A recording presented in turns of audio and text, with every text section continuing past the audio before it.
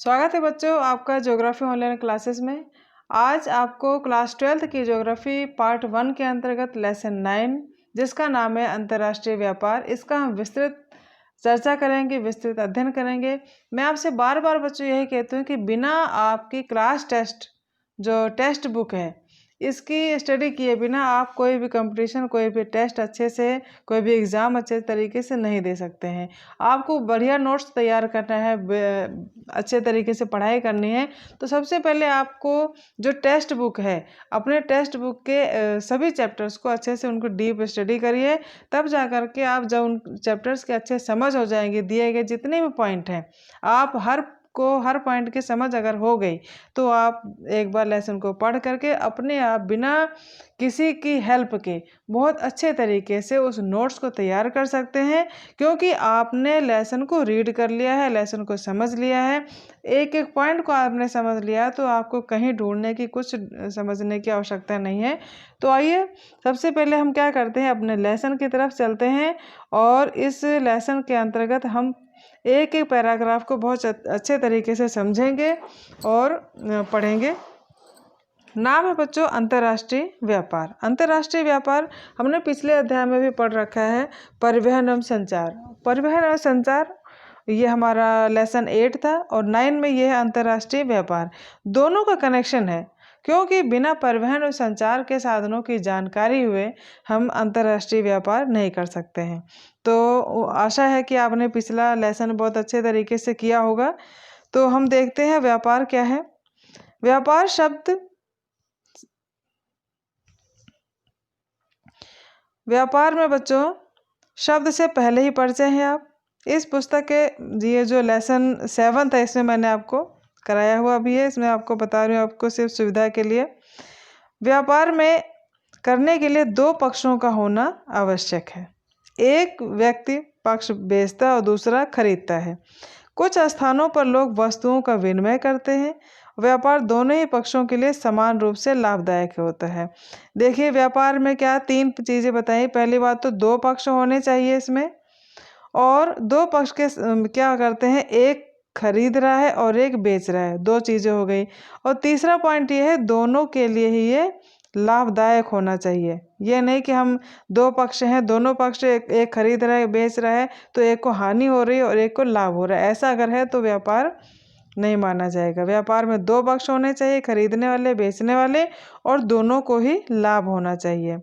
अगला है, व्यापार 2 स्तरों पर किया जाता है, एक अंतर्राष्ट्रीय और दूसरा है राष्ट्रीय। अंतर्राष्ट्रीय व्यापार विभिन्न राष्ट्रों के बीच और राष्ट्रीय सीमाओं के आर पार वस्तुओं सेवाओं के आदान प्रदान को कहते हैं। अर्थात अंतर्राष्ट्रीय व्यापार में किन्हीं 2 देशों के बीच, अपने देश के अंदर ही नहीं, अपने देश से निकलकर सीमा को पार करके किसी अन्य देश के साथ वस्तुओं सेवाओं के आदान प्रदान को कहते हैं।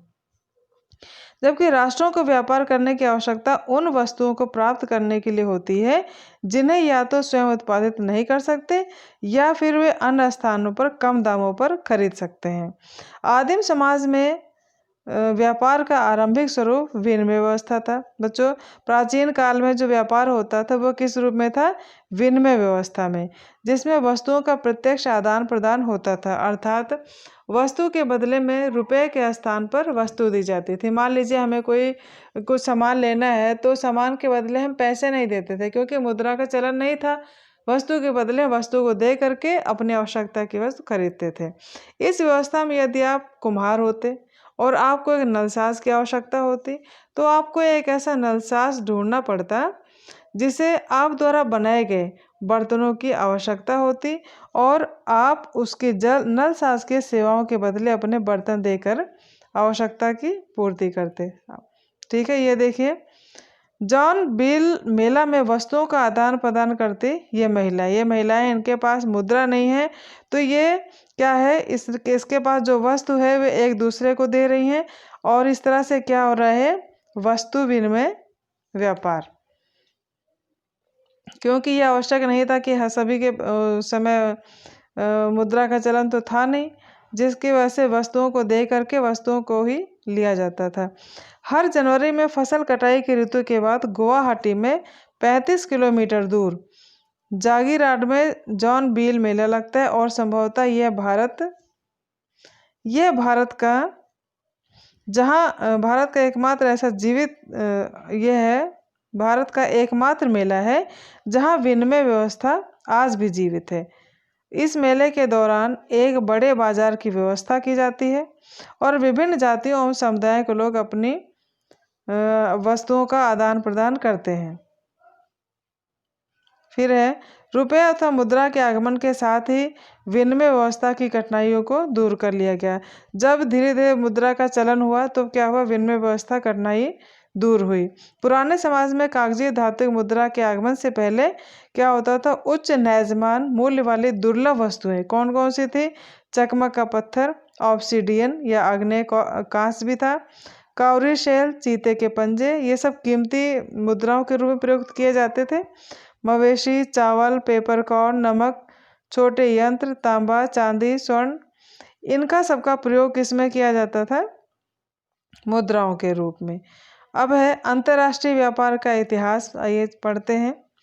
प्राचीन समय में लंबी दूरियों तक वस्तुओं का परिवहन जोखिमपूर्ण था। बच्चों, प्राचीन समय में परिवहन के साधन और मुद्रा का चलन इतना नहीं था, जिससे कि अंतर्राष्ट्रीय व्यापार बहुत सीमित होता था। इसलिए व्यापार स्थानीय स्थानों तक ही सीमित था। क्यों? क्योंकि परिवहन जोखिमपूर्ण होता था और उस समय ज़्यादा विकास भी नहीं था किसका, ना मुद्रा का ना परिवहन का। तो व्यापार जो है स्थानीय बाजारों तक ही होता था। लोग तक अपने संसाधनों का अधिकांश भाग मूलभूत आवश्यकताओं, क्या थी मूलभूत आवश्यकता, भोजन और वस्त्र पर खर्च करते थे। केवल धनी लोग आभूषण व महंगे परिधान खरीदते थे और परिणाम स्वरूप विलास की वस्तुओं का व्यापार आरंभ हो गया था। ये धीरे धीरे व्यापार की ओर बढ़ने लगे। फिर है रेशम मार्ग, लंबी दूरी के व्यापार का एक आरंभिक उदाहरण है, जो 6000 किलोमीटर लंबे मार्ग के सहारे रोम को चीन से जोड़ता था। व्यापारी भारत, पर्शिया और मध्य एशिया के मध्यवर्ती स्थानों से चीन में बने रेशम, रोम की ऊन व बहुमूल्य धातुओं तथा अन्य अनेक महंगी धातु वस्तुओं का परिवहन करते थे। ये बच्चों, ये जो मार्ग है क्या कहलाया, रेशम मार्ग, क्योंकि ये बहुत मशहूर था, बहुत व्यस्त मार्ग था उस समय का, जिसके माध्यम से चीन की रेशम और रोम की ऊन का व्यापार होता था। आइए आगे देखते हैं। 15वीं शताब्दी से यूरोपीय उपनिवेश शुरू हुआ। 15वीं शताब्दी में यूरोपीय उपनिवेशवाद शुरू हुआ, जिसमें विदेशी वस्तुओं के साथ व्यापार के साथ ही व्यापार के एक नए स्वरूप का उदय हुआ, जिसे क्या कहा गया, दास व्यापार। अब दास व्यापार में क्या था, दास व्यापार में जो यूरोपीय देश थे उनमें काम करने के लिए बागानों में लोगों को ले जाया जाता था। देखिए, पुर्तगालियों, डचों, स्पेनिश व लोगों अंग्रेजों ने अफ्रीकी मूल निवासियों को पकड़ा और उन्हें बलपूर्वक बागानों में श्रम हेतु नए खोजे गए अमेरिका में परिवहन किया और यह दास व्यापार कहलाया। दास व्यापार 200 वर्षों से भी अधिक समय तक लाभदायक व्यापार रहा, जब तक कि 1792 में डेनमार्क में, 1807 में ग्रेट ब्रिटेन और 1808 में संयुक्त राज्य अमेरिका में पूर्ण रूप से समाप्त नहीं कर दिया गया। ये क्या कहलाया, दास व्यापार कहलाया, लोगों को जबरदस्ती ला करके बागानों में काम कराना। फिर परिवर्तन कब आया, औद्योगिक क्रांति के पश्चात कच्चे माल, अनाज, मांस, ऊन मांग की बढ़ी, लेकिन विनिर्माण वस्तुओं की तुलना में उनका मौद्रिक मूल्य घट गया। किसका, प्राथमिक उत्पाद का। अब प्राथमिक उत्पाद में क्या होता है, कृषि है, पशुपालन है, अनाजों का उत्पाद है, फल है, सब्जियां हैं। तो इसका औद्योगिक क्रांति के बाद इनका मौद्रिक मूल्य घट गया। बढ़ा किसका, इसके द्वारा इन कच्चे माल की सहायता से जिन वस्तुओं का निर्माण किया गया, यानी द्वितीय सेक्टर की जो वस्तुएं होती, उत्पादित वस्तुएं, उनका मूल्य बढ़ गया और प्राथमिक उत्पाद का जो मूल्य था वो घट गया।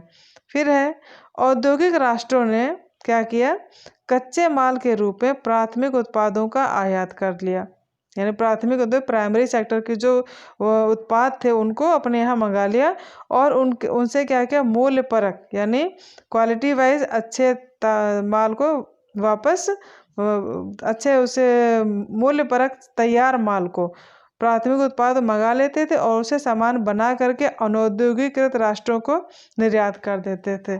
जहां उद्योगों का विकास नहीं हुआ है उन राष्ट्रों को वो निर्यात करते थे या भेजते थे।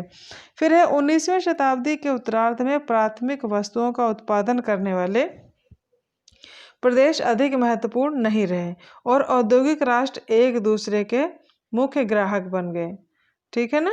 तो इसमें क्या हुआ, प्रथम और द्वितीय विश्व युद्ध के दौरान पहली बार राष्ट्रों ने व्यापार कर संख्यात्मक प्रतिबंध लगाए। विश्व युद्ध के बाद के समय के दौरान व्यापार व शुल्क हेतु सामान्य समझौता गैट जैसे संस्थाओं ने, जो कि बाद में विश्व व्यापार संगठन WTO बना, इसने क्या किया, शुल्क को घटाने में सहायता की।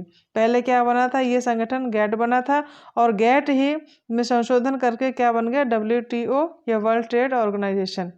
आगे देखते हैं अंतर्राष्ट्रीय व्यापार अस्तित्व में क्यों है। अब अंतर्राष्ट्रीय व्यापार की आवश्यकता क्यों पड़ी, ये क्यों अस्तित्व में आया। तो अंतर्राष्ट्रीय व्यापार उत्पादन में विशिष्टीकरण का परिणाम है। अंतर्राष्ट्रीय किसका परिणाम है, व्यापार विशिष्टीकरण, किसके, उत्पादन में विशिष्टीकरण।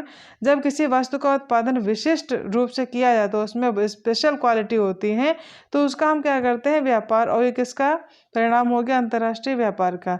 यह विश्व की अर्थव्यवस्था को लाभान्वित करता है। यदि विभिन्न राष्ट्र वस्तुओं के उत्पादन सेवाओं की उपलब्धता में श्रम विभाजन तथा विशेषीकरण का प्रयोग में लाएं, हर प्रकार का विशिष्टीकरण व्यापार को जन्म दे सकता है। उसके बाद आधुनिक समय में व्यापार विश्व के आर्थिक संगठन का आधार है और यह राष्ट्रों की विदेश नीति से संबंधित है। बच्चों, वर्तमान में जो व्यापार है यह विश्व के आर्थिक संगठन का आधार है और राष्ट्रों की विदेश नीति से संबंधित है। सुविकसित परिवहन और संचार प्रणाली से युक्त कोई भी देश अंतर्राष्ट्रीय व्यापार में भागीदारी से मिलने वाले सभी लाभों को छोड़ने का इच्छुक नहीं है।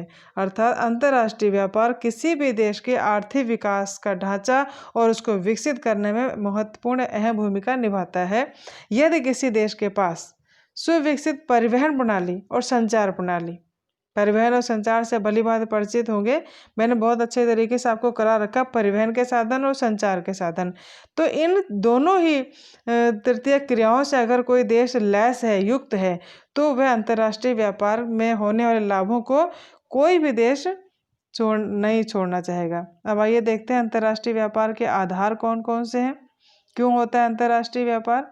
तो अंतर्राष्ट्रीय व्यापार का जो आधार है, हम क्यों करना चाहेंगे अंतर्राष्ट्रीय व्यापार, एक दूसरे से मित्रता, एक दूसरे से जान पहचान और वस्तुओं के आदान प्रदान की प्रक्रिया क्यों करेंगे। उसके लिए पहला कारण दिया गया है कि राष्ट्रीय संसाधनों में भिन्नता। भौतिक संरचना, जैसे भौतिक में क्या आता है, फिजिकल डिवीजन जो है किसी भी देश का, उसके अंतर्गत भूविज्ञान, उच्चावच मृदा व जलवायु में भिन्नता के कारण विश्व के राष्ट्रीय संसाधन असमान रूप से वितरित है। ये विपरीत मिस्टेक है, वितरित हो गया। तो इसके अलावा भौगोलिक संरचना खनिज संसाधन आधार को निर्धारित करती है। किसी भी देश की भौगोलिक संरचना खनिज को निर्धारित करती है और धरातलीय विभिन्नताएं फसलों पशुओं की विविधता को सुनिश्चित करती है। निम्न भूमि में कृषि संभाव्यता अधिक होती है और पर्वत पर्यटकों को आकर्षित करते हैं और बढ़ावा देते हैं। खनिज संसाधन संपूर्ण विश्व में असमान रूप से वितरित हैं। खनिज संसाधनों की उपलब्धता औद्योगिक विकास का आधार प्रदान करती है। जलवायु किसी देश किसी दिए हुए क्षेत्र में जीवित रहने वाले पादप व वन्य जात के प्रकार को प्रभावित करती है। यह विभिन्न उत्पादों की विविधता को भी निर्धारित करती है। बच्चों, जो जलवायु है यह हमारे जीवन को निर्धारित करती है कि हमें क्या करना है, क्या कहाँ रहना है, कैसे व्यवहार करना है, कैसे कपड़े पहनने हैं, कैसे किस सांस्कृतिक वातावरण में रहना है, ये हमें डिसाइड कौन करती है, जलवायु। जैसे ऊन का उत्पादन ठंडे क्षेत्रों में ही हो सकता है। केला, रबड़ और कहवा यह गर्म क्षेत्र या उष्णकटिबंधीय क्षेत्रों में ही उगते हैं। अगला पॉइंट है जनसंख्या कारक। विभिन्न देशों में जनसंख्या के आकार, वितरण तथा उसकी विविधता व्यापार की गई वस्तुओं के प्रकार मात्रा को प्रभावित करती है। जैसे पहला कारक है सांस्कृतिक कारक। विशिष्ट संस्कृतियों में कला तथा हस्तशिल्प के विभिन्न रूप विकसित हुए हैं। जिन्हें विश्व भर में सराहा जाता है, जैसे चीन के द्वारा उत्पादित उत्तम कोट के पोर्सिलेन या चीनी मिट्टी के बर्तन भी हम कहते हैं, तथा ब्रोकेट जो कि किमखाब जरीदार या बूटेदार कपड़ा कहलाता है। ईरान के कालीन प्रसिद्ध है, जबकि उत्तरी अफ्रीका का चमड़े का काम और इंडोनेशियाई बटिक या छीट वाला कपड़ा वस्त्र बहुत बहुमूल्य हस्तशिल्प है। जनसंख्या का आकार, सघन बसाव वाले देशों में आंतरिक व्यापार अधिक है। बच्चों, कोई भी देश जिसके अंतर्गत जनसंख्या घनी बसी है, अधिक जनसंख्या है, तो वहाँ पर व्यापार क्या होगा, अपने देश के अंदर ही होगा। जबकि बाह्य व्यापार कम परिमाण वाला होगा। अदर जो व्यापार करेंगे वह जो है कम मात्रा में होगा, क्योंकि कृषि या कृषि क्षेत्र या प्राथमिक उत्पाद और औद्योगिक उत्पादों का अधिकांश भाग स्थानीय बाजारों में खप जाएगा। किसकी वजह से? जनसंख्या के आकार की वजह से, जनसंख्या के अधिक होने की वजह से। जनसंख्या का जीवन स्तर बेहतर गुणवत्ता वाले आयातित उत्पादों की मांग को निर्धारित करता है, क्योंकि निम्न जीवन स्तर के साथ केवल कुछ लोग ही महंगी आयातित वस्तुएं खरीद पाने में समर्थ होते हैं। आगे है आर्थिक विकास की प्रावस्था। देशों के आर्थिक विकास की विभिन्न प्रावस्थाओं में व्यापार की गई वस्तुओं का स्वभाव परिवर्तित हो जाता है।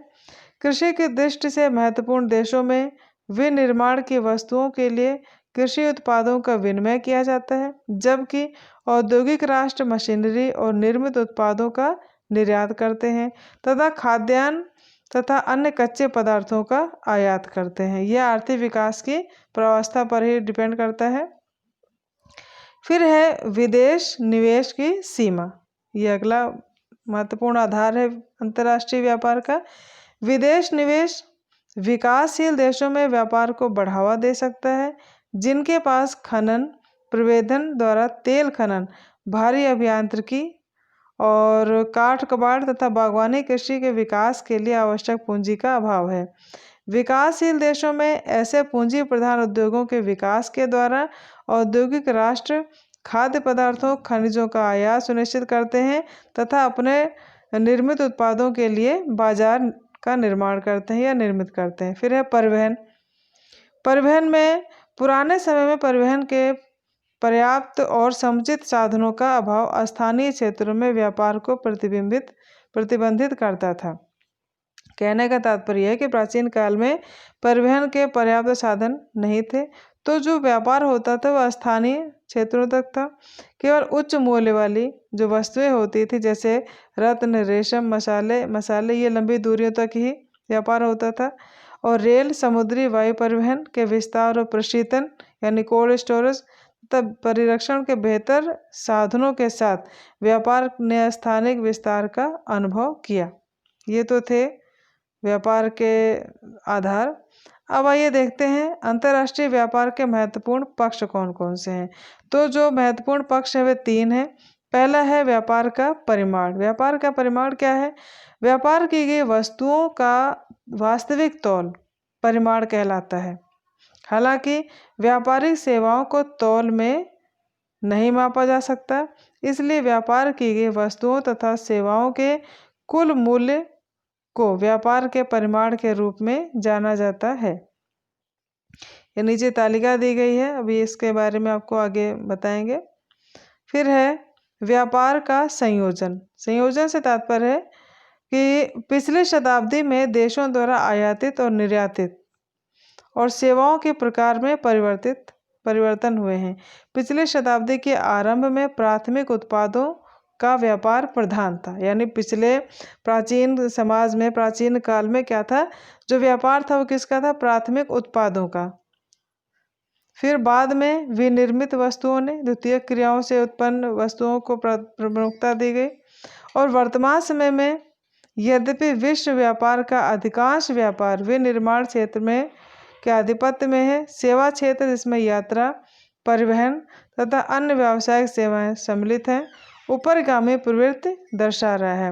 नीचे हम देखते हैं तालिका में, ये तालिका दी गई है और इसमें निर्यात और आयात का कुल व्यापारिक माल दर्शाया गया है और ये वर्ष 1955 से लेके 2015 तक दिया गया है। आप इसमें देख सकते हैं कि 1955 में जो कुल निर्यात व्यापारिक माल था 95,000 था, और इसी वर्ष में आयात व्यापार था 99,000, फिर 65 में 1,90,000 हो गया और आयात का हुआ 1,99,000। इस तरह से आप देख रहे हैं प्रति वर्ष जो है आयात और निर्यात के माल में जो निरंतर वृद्धि हो रही है। 95 में देखें ये बढ़कर निर्यात का व्यापारिक माल 51,62,000 और आयात का हो गया ये 52,92,000। इसी तरह से ये बढ़कर 2015 में क्या हो गया 1,55,83,232 और आयात का कितना हुआ है 1,56,28,204। इस तरह से आयात और निर्यात का जो ऊपरगामी निरंतर बढ़ने की प्रवृत्ति दिखाई गई है। अब आइए देखते हैं व्यापार संतुलन। बहुत इम्पोर्टेंट पॉइंट है ये अक्सर पूछा जाता है कि व्यापार संतुलन क्या है। व्यापार संतुलन एक देश के द्वारा अन्य देशों को आयात एवं इसी प्रकार निर्यात की गई वस्तुओं एवं सेवाओं की मात्रा का प्रलेखन करता है। यदि आयात का मूल्य देश के निर्यात मूल्य की अपेक्षा अधिक है तो देश का व्यापार क्या होगा ऋणात्मक और इसे हम प्रतिकूल व्यापार कहेंगे। कहने का तात्पर्य यह है कि ये हमारा देश है और ये देश किसी बाहरी देश से वस्तुओं का आयात अधिक करता है तो ये क्या कहलाएगा कि भाई हमारे देश में वस्तुओं का होता है, हमारा देश गरीब है, वस्तुओं का उत्पादन कम होता है तो हम खरीदते ज़्यादा है तो ये हमारा व्यापार कैसा कहलाएगा ऋणात्मक व्यापार।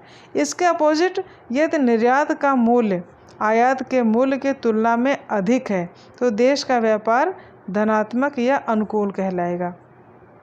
भाई अगर हम खरीद रहे हैं बाहर से तो क्या है इसका मतलब हमारे अंदर कहीं ना कहीं कमी है कि वह सामान के उत्पादन करने की या फिर ऐसी कुछ परिस्थितियां हैं जिनका हम उत्पादन नहीं कर पा रहे, हमारे देश में नहीं हो रहा है तो क्या हम बाहर से मंगा रहे हैं, हमारी मजबूरी है। और इस तरह से इसका उल्टा अगर हम अन्य देशों को अपने देश से सामान बेचते हैं, अधिक दूसरों की आवश्यकताओं की पूर्ति करते हैं तो क्या होगा हम समझे ये समझ होगी हमारी कि हमारे यहाँ जो वस्तुओं का उत्पादन अच्छी मात्रा में होता है और उसका हम निर्यात करते हैं तो निर्यात अगर अधिक है, हमें उसका पैसा अधिक मिल रहा है तो वो क्या है अनुकूल व्यापार है। आयात हम अधिक कर रहे हैं और उसका मूल्य जो निर्यात के मूल्य से अधिक है तो वो व्यापार कैसा होगा ऋणात्मक मूल्य और वह प्रतिकूल व्यापार कहलाएगा। इस प्रकार से अंतर्राष्ट्रीय व्यापार के प्रकार अब देखते हैं। अंतर्राष्ट्रीय व्यापार के प्रकार को दो प्रकारों में वर्गीकृत किया गया है और दो प्रकार कौन कौन से हैं। पहला इसमें दिया गया है द्विपार्श्विक व्यापार। द्विपार्श्विक नाम से क्लियर है, दो पार्श्व यानी द्वि माने दो और पार्श्व माने पक्ष। द्विपार्श्विक व्यापार दो देशों के द्वारा एक दूसरे के साथ किया जाता है। आपस में निर्दिष्ट वस्तुओं का व्यापार करने के लिए वे सहमति करते हैं। उदाहरण के लिए देश का, मान लीजिए कोई देश है, इसका नाम फॉर एग्जांपल का है, कुछ कच्चे पदार्थ के व्यापार के लिए इस समझौते के साथ सहमत हो जाता है कि देश ख कुछ अन्य निर्दिष्ट सामग्री खरीदेगा अथवा स्थिति इसके विपरीत भी हो सकती है। तो ये दो पक्ष इसमें होने चाहिए। जबकि दूसरा जो प्रकार इसमें दिया गया है बहुपार्श्विक व्यापार के अंतर्गत, जैसा कि शब्द से स्पष्ट होता है, बहुपार्श्विक व्यापार बहुत से व्यापारी देशों के साथ, इसमें बहुत से व्यापारिक पक्ष एक साथ होते हैं, वही देश अन्य अनेक देशों के साथ व्यापार कर सकता है। फिर है मुक्त व्यापार की स्थिति। मुक्त व्यापार किसे कहते हैं? व्यापार हेतु तो अर्थव्यवस्थाओं को खोलने का कार्य मुक्त व्यापार अथवा मुक्त व्यापार उदारीकरण के रूप में जाना जाता है। यह कार्य व्यापारिक अवरोधों जैसे सीमा शुल्क को घटाकर किया जाता है। घरेलू उत्पादन सेवाओं से प्रतिस्पर्धा करने के लिए व्यापार उदारीकरण सभी स्थानों से वस्तु एवं सेवाओं के लिए अनुमति प्रदान करता है। ये था मुक्त व्यापार की स्थिति। भूमंडलीकरण और मुक्त व्यापार विकासशील देशों की अर्थव्यवस्थाओं को उन पर प्रतिकूल थोपते हुए तथा उन्हें विकास के समान अवसर न देकर बुरी तरह से प्रभावित कर सकते हैं। जबकि परिवहन एवं संचार तंत्र के विकास के साथ ही वस्तु एवं सेवाएं पहले के अपेक्षा तीव्र गति से एवं दूरस्थ क्षेत्रों तक पहुंच सकती हैं, किंतु मुक्त व्यापार को केवल संपन्न देशों के द्वारा ही बाजारों की ओर नहीं ले जाना चाहिए। अब एक इसमें पॉइंट है बच्चों, डंप करना। डंप करना किसे कहते हैं, ये भी क्वेश्चन बनता है। तो आइए इसे देखते हैं। डंप करना लागत की दृष्टि से नहीं वरन भिन्न भिन्न कारणों से अलग अलग कीमत की किसी वस्तु को दो देशों में विक्रय करना डंप क्रिया कहलाती है। देखिए इसमें दिया गया है, अगर हम किसी वस्तु का दो देशों में बेचते हैं तो हमें ये देखना है कि उस वस्तु की लागत कितनी है, इसको हम ध्यान नहीं रखेंगे, बल्कि ये करेंगे कि उसका अलग अलग कोई कारण हो सकते हैं, अलग अलग कीमत की वस्तु हो और उसको दो देशों में बेचने की जो प्रक्रिया है, विक्रय करने की जो प्रथा है, वह क्या कहलाएगी, डंप क्रिया। उसके बाद आगे चलते हैं विश्व व्यापार संगठन की ओर। विश्व व्यापार संगठन क्या है? 1948 में विश्व को उच्च सीमा शुल्क और विभिन्न प्रकार की अन्य बाधाओं से मुक्त कराने हेतु कुछ देशों के द्वारा general agreement on trade and tariff, general agreement, इसका गैट का पूरा नाम है, ऊपर भी आ चुका है, तो आप इसको अच्छे से समझ लीजिए। गैट का पूरा नाम क्या है? General agreement on trade and tariff का गठन किया गया। 1994 में सदस्य देशों के द्वारा राष्ट्रों के बीच मुक्त एवं निष्पक्ष व्यापार को प्रोन्नत करने के लिए एक अस्थायी संस्था का निर्माण किया गया तथा जनवरी 95 से गैट को विश्व व्यापार संगठन के रूप में घोषित कर दिया गया। यह एकमात्र ऐसा अंतर्राष्ट्रीय संगठन है जो राष्ट्रों के मध्य वैश्विक नियमों का व्यवहार करता है। विश्वव्यापी व्यापार तंत्र के लिए नियमों को नियत करता है कौन? WTO, world trade organisation. यह किसका परिवर्तित रूप है? गैट का। और इसके सदस्य देशों के मध्य विवादों का निपटारा करता है। विश्व व्यापार संगठन दूरसंचार और बैंकिंग जैसी सेवाओं, आइए देखते हैं आगे, बैंकिंग जैसी सेवाओं के जैसे विषयों जैसे बौद्धिक संपदा अधिकार के व्यापार को भी अपने कार्यों में शामिल करते हैं। फिर है प्रादेशिक व्यापार समूह। वर्ल्ड TO जो बनाया गया था विश्व व्यापार संगठन, इनके अतिरिक्त भी एक व्यापार समूह बनाया गया और इसका नाम क्या था? प्रादेशिक व्यापार समूह। प्रादेशिक व्यापार समूह व्यापार के मदों में भौगोलिक समीपता, समरूपता और पूरकता के साथ देशों के मध्य व्यापार को बढ़ाने एवं विकासशील देशों के व्यापार पर लगे प्रतिबंध को हटाने के उद्देश्य से अस्तित्व में आए। आज 120 प्रादेशिक व्यापार समूह विश्व के 52% व्यापार का जनन करते हैं।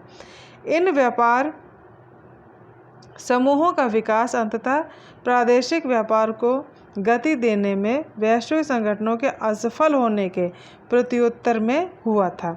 अब जो कुछ प्रादेशिक व्यापार के समूह हैं, नीचे इस तालिका में दिया गया, आपको दिखाते हैं। प्रादेशिक समूह के अंतर्गत जो पहला है ये है आसियान।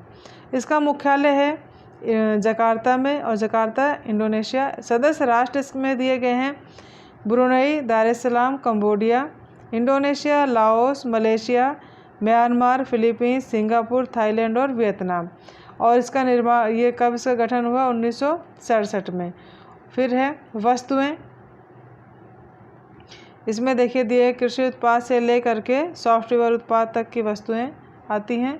और सहयोग के अन्य क्षेत्र हैं इसके अंतर्गत आर्थिक वृद्धि को त्वरित करना, सांस्कृतिक विकास करना, शांति एवं प्रादेशिक स्थायित्व करना। तो ये था आसियान प्रादेशिक व्यापार समूह। इसी तरह से है CIS और EU यानी यूरोपीय संघ।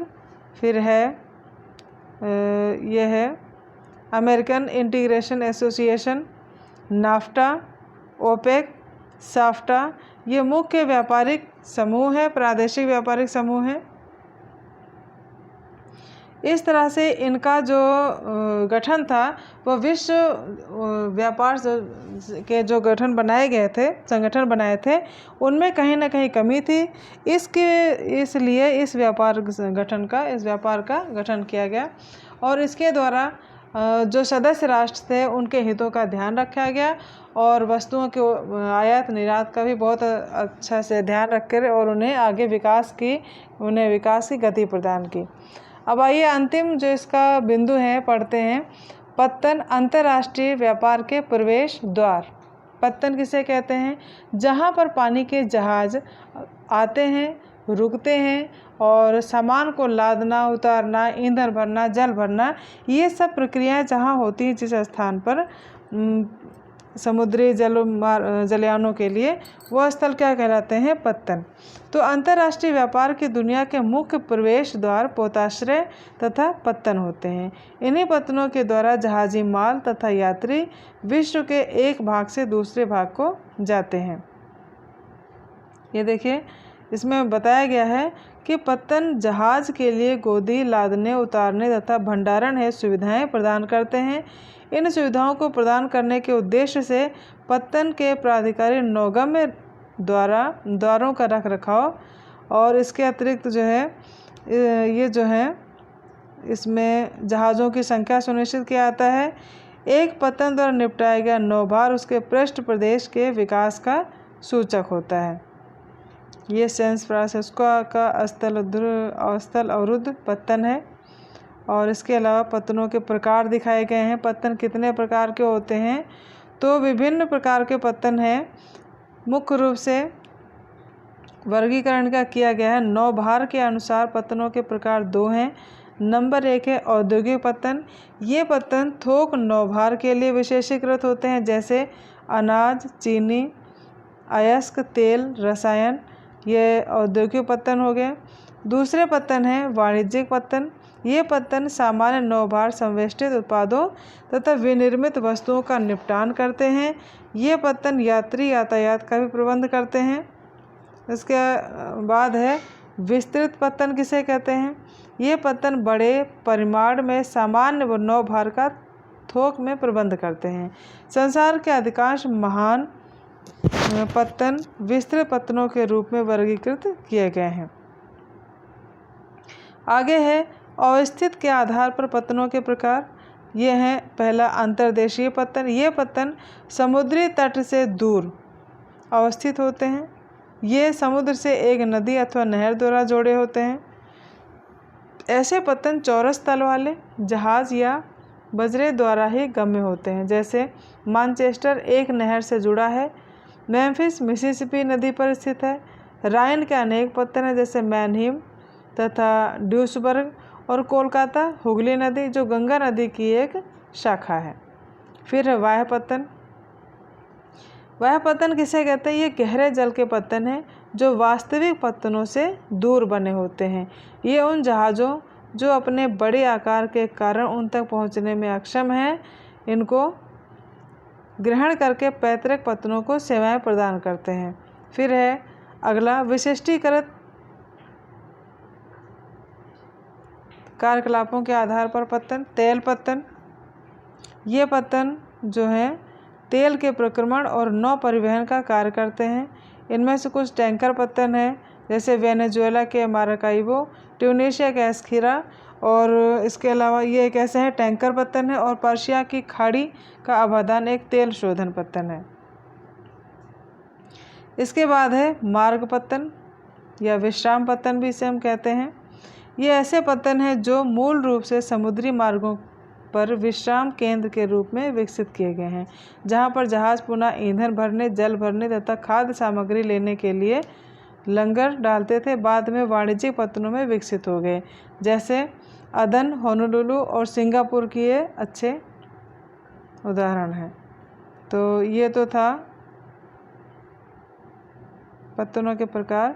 और इसके बाद ये जो अगले हैं पैकेट पत्तन किसे कहते हैं? पैकेट, इन्हें फेरी पत्तन के नाम से भी जाना जाता है।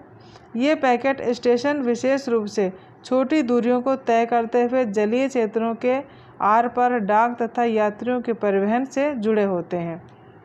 ये स्टेशन जोड़ों में इस प्रकार अवस्थित होते हैं कि वे जलीय क्षेत्र के आर पार एक दूसरे के सामने होते हैं, जैसे इंग्लिश चैनल के आर पार इंग्लैंड में डॉबर तथा फ्रांस में कैलाइस, इसके उदाहरण हैं। और आगे है आंत्रपोपत्तन क्या है, ये वे एकत्रण केंद्र हैं जहाँ विभिन्न देशों से निर्यात हेतु वस्तुएं लाई जाती हैं। सिंगापुर एशिया के लिए आंत्रपोपत्तन है, रोटरडम यूरोप के लिए और कोपेनहेगन बाल्टिक क्षेत्र के लिए। फिर है नौसेना पत्तन, ये केवल सामाजिक महत्व के पत्तन है। ये पत्तन युद्धक जहाज़ों को सेवाएं देते हैं तथा उनके लिए मरम्मत कार्यशालाएं चलाते हैं। इनमें कोच्चि और कारवाड़ भारत में ऐसे ही पत्तनों के उदाहरण हैं। बच्चों ये था पूरा लेसन जिसका मैंने बहुत ही डीप आपको जानकारी दी है। आशा है कि आपने अच्छे से समझा होगा, पढ़ा होगा। और फिर भी अगर आपको एक बार में नहीं आता है समझ में तो आप वीडियो को कई बार देखें। जब तक आपको इसके एक एक पॉइंट की समझ नहीं होगी आपको नोट्स बनाने में दिक्कत होगी। मैंने इसलिए शॉर्ट में नहीं आपको बताया, बहुत ही डीप स्टडीज़ की करा दी। तो उम्मीद है आपको ये लेसन समझ में आया होगा।